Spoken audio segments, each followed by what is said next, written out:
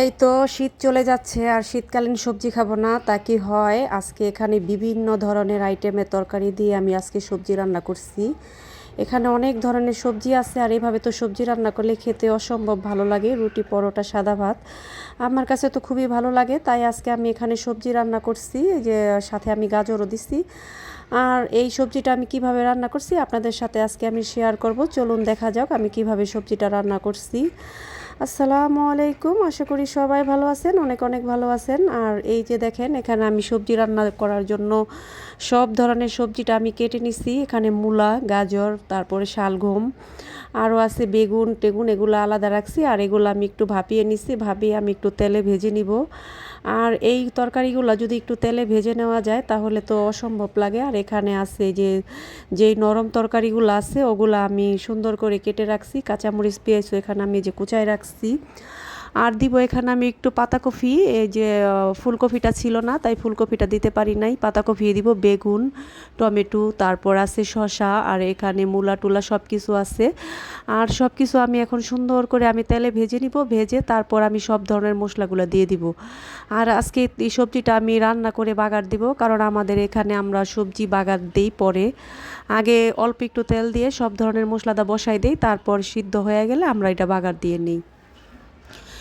এই তো দেখেন ওই সবজিগুলো আমি সুন্দর করে আগে তেলে ভেজে নিলাম, ভেজে তারপর আমি এই তরকারিগুলো দিয়ে দিছি।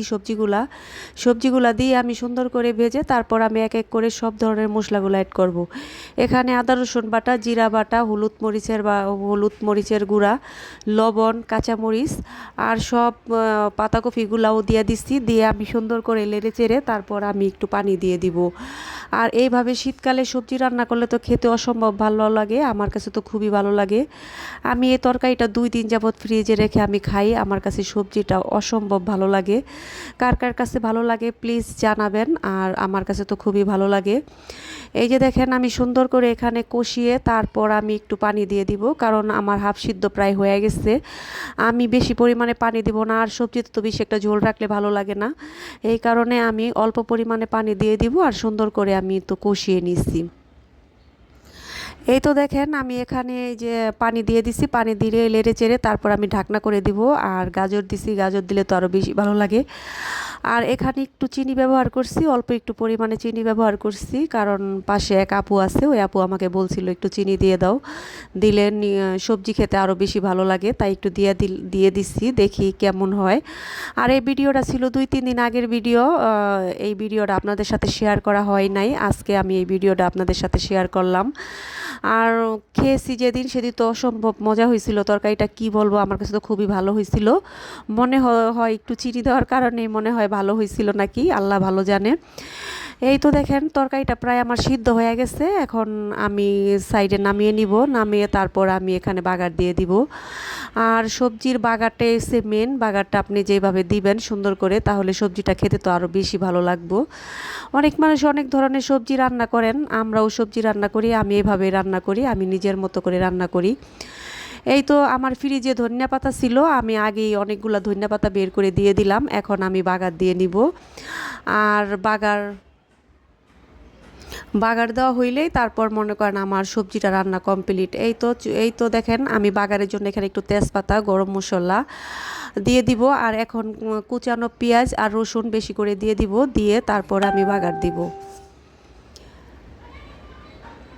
দিয়ে দিলাম। আর এখানে আমি একটু জিরা আর কালো জিরাও দিব, কারণ জিরা কালো জিরার ইটা দিলে বেশি স্মেল আসে। আর পাঁচফোড়নটা দিলে তো আরও বেশি ভালো হতো, কারণ পাঁচফোড়ন আপনাদের ভাইয়া খায় না, খেতে চায় না, তার নাকি স্মেলটা বেশি একটা ভালো লাগে না, এই কারণে আমি পাঁচফোড়ন দিব না, জিরা আর একটু কালো জিরা দিয়ে আমি বাগার দিয়ে নিব। আর এই বাগারটা দেওয়ার কারণে এই সবজির যেই একটা স্বাদ আরও দ্বিগুণ বেড়ে যায়।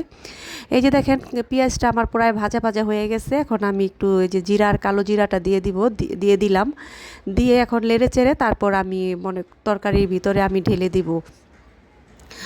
এই তো হয়ে গেছে, এখন আমি এটা করব। যে দেখেন দেখেন আমার সবজিটা কত সুন্দর হয়েছে মাশাল্লাহ, আর বাগারটাও তো প্রায় কমপ্লিট দেওয়া হয়ে যেতেছে গা, দিয়ে তারপর আমি এই যে রান্নাটা প্রায় শেষ। এই তো এখন আমি এই যে ঢেলে দিতে আসছি, এই যে ঢেলে দিলেই তারপর হয়ে যাবে। আল্লাহ হাফেজ, সবাই ভালো থাকবেন, দেখা হবে অন্য কোনো ভিডিওতে।